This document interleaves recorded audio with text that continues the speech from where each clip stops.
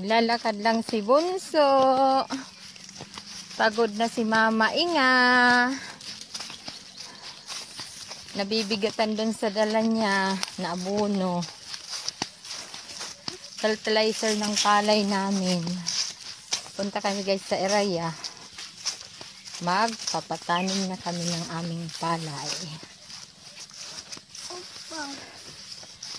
Naglalakad na lang si Bunso. Ayun na si Mama Inga. Ya tamaki anigbaw ya tamaki.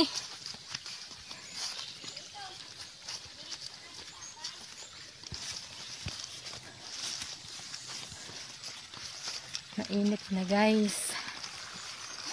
Munta pa kasi kami ng bayan, bumili ng fertilizer.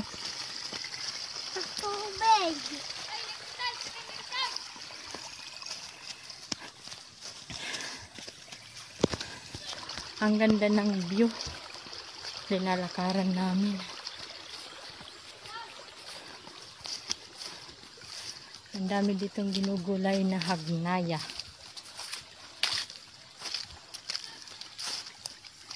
Mayroon dito tubig guys, tubig yan. Opo. Opo, galing yun sa palayan. Doon sa may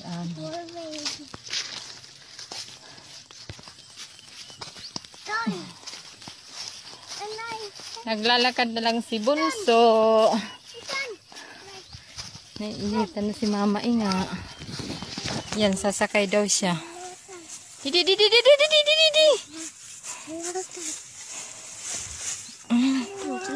Sakay daw Mama Inga.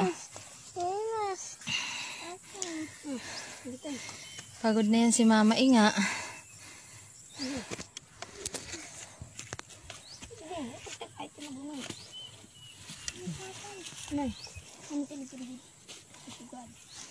Ganda dito guys. Ganda. Yan, sumakay na naman ulit si Bunso.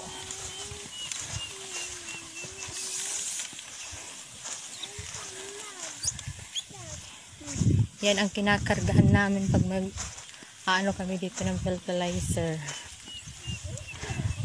Wala kasing sasakyan na makapunta dito. Wala pang kalsada. Mahirap ang daanan. Kaya si Mama Inga ang nagbubuhat.